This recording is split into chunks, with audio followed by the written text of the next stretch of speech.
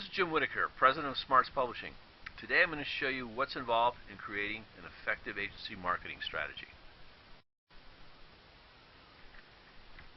First, I'm going to show you how to put together a marketing plan.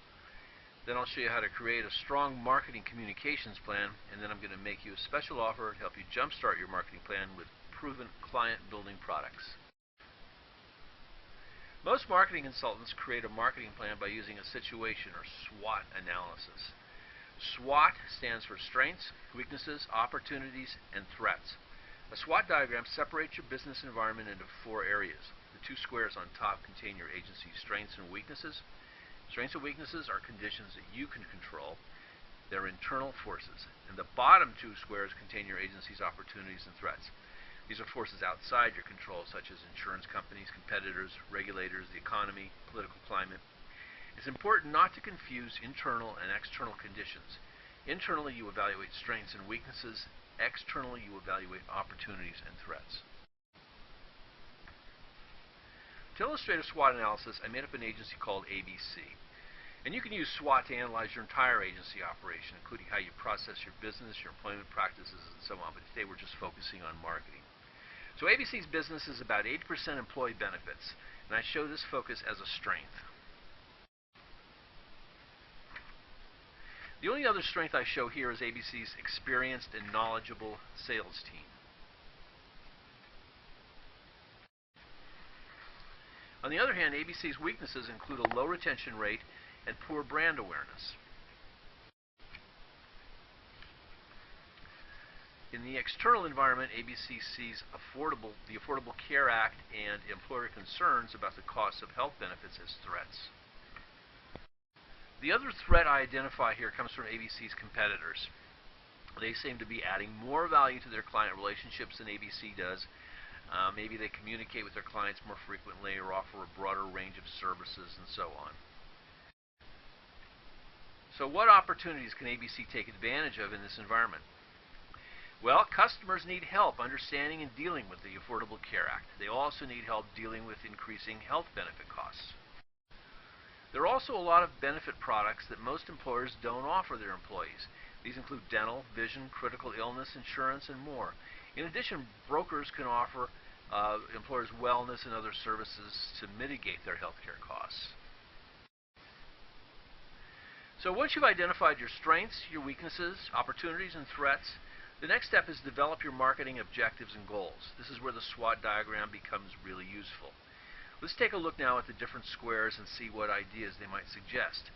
Remember, we're trying to help ABC develop a solid marketing plan. Squares should match up. Your problems become your objectives, and your strengths suggest the strategies you need to achieve them. One obvious matchup here is between employers' concerns about the Affordable Care Act and rising costs and ABC's expertise.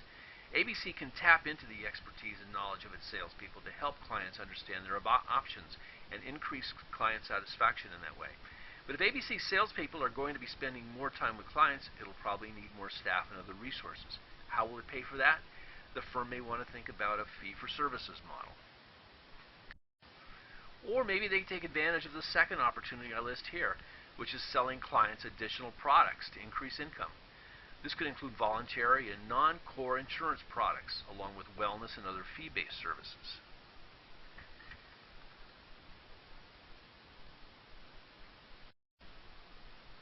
Once we have an idea of how some of these SWOTs work together, we can create some broad objectives for ABC. And from these objectives, we can create some specific goals. To help its clients understand the Patient Protection Act and cope with rising costs, ABC wants to offer them more education and advice. ABC will be taking advantage of the strength of its experienced and knowledgeable sales team. This should also offset one of its weaknesses, its low retention rate. So let's set 2 objectives for ABC. Objective 1, help clients better understand today's health insurance environment. Objective 2, cross-sell existing accounts with voluntary benefit products.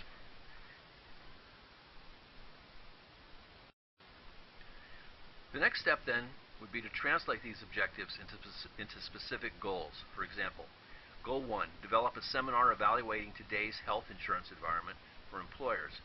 Invite all current clients and schedule a follow-up meeting with each client who attends.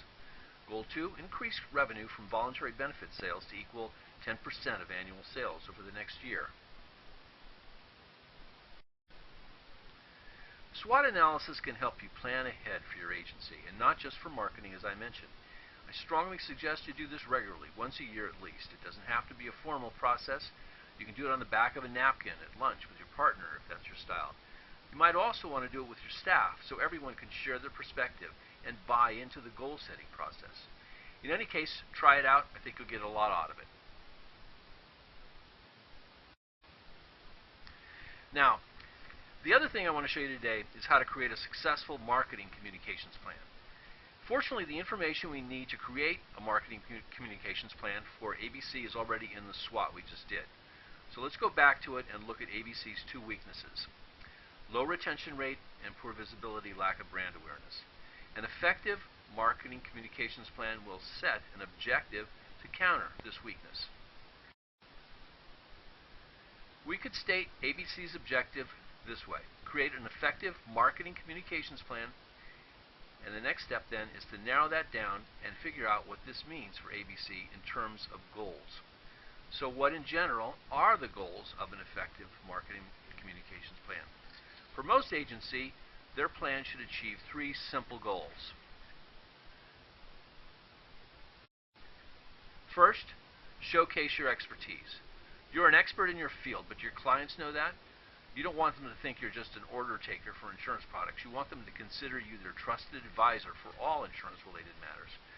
So if you have a professional designation, for example, include it in your signature. Let people know that you're the go-to guy or gal when it comes to your field of expertise.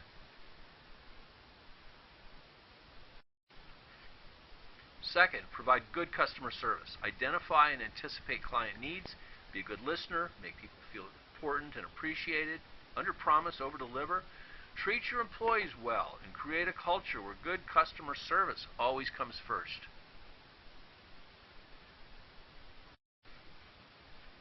Third, and this is part of providing good customer service, communicate regularly with your clients. Insurance experts used to recommend that agents contact clients at least 7 times a year. Safeco, for example, recommends now that agents touch clients 12 to 24 times a year. How many times do you contact your clients every year? And remember, sending invoices doesn't count. You want quality communications to help you stay top of mind with clients and prospects. So what do we mean by quality communications? Let's list some of the resources available for achieving contacts or touches with your clients.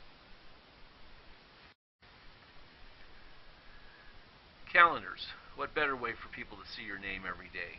Phone calls, at least twice yearly. Invitations to seminars or webinars, brochures, postcards, client appreciation cards. Social networking, a very important growing way of marketing and staying in touch with your prospects and customers, and finally, newsletters, probably the most flexible and effective marketing tool in your kit. But anyway, different situations suggest different tools. Of course, one of the most convenient communications, as I mentioned, is your client newsletter. Unlike phone calls or even social media, it doesn't require that much of your time. Yet, it makes your branding visible on a regular basis and demonstrates your expertise. But a newsletter won't do it all. Your marketing communications plan should include several of these other marketing tools as well. Now, one simple way to plan your marketing communications is to create a calendar of contacts or touches for the year. You can use this calendar then to mobilize your people and resources to achieve your communications goal on a regular basis. Getting your newsletters out is simple if you use a turnkey publication like Smart's newsletters, but the other touches take careful planning and preparation. So here's an example of how a communications planning calendar might look. The communications planning calendar includes many different types of touches: seminars, client appreciation cards, and of course phone calls. Another simple touch is to send out a company calendar each fall. A personalized calendar touches your client not once, but every day of the year. Brochures are another touch that focuses on specific products to help you cross-sell. For instance, here's a list of some of the brochures that Smarts publishes. There are some health and retirement titles. This is a selection that includes health and retirement titles for individuals and for groups.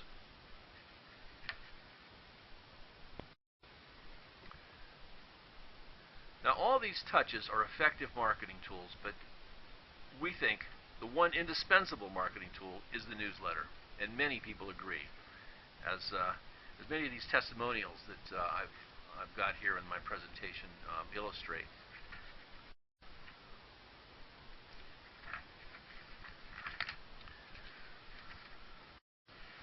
So to recap, today I showed you how to put together a marketing plan based on a SWOT analysis. I shared with you 3 essentials of a sound marketing plan and how to use a calendar of touches to help you implement that plan.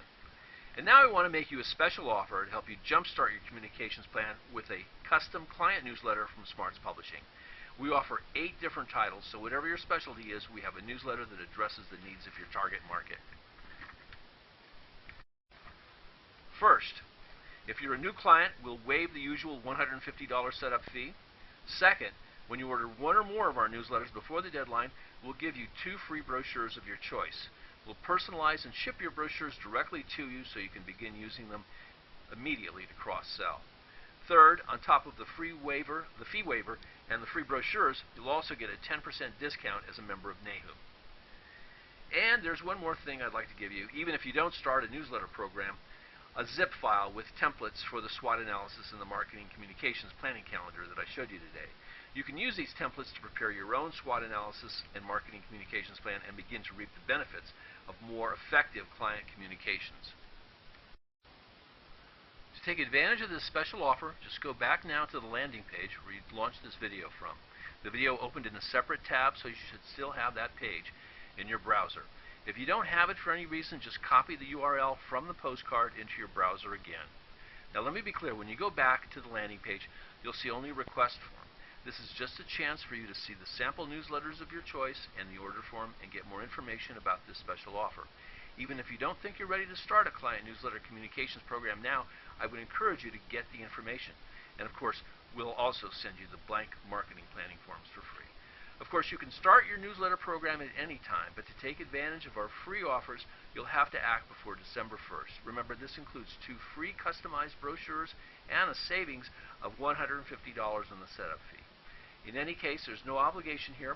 You'll just be requesting samples and an order form along with your zip file containing the SWOT analysis and marketing communications calendar templates. So go back now to the landing page where you open this video and choose the newsletter samples you'd like to see. We look forward to hearing from you. Thank you.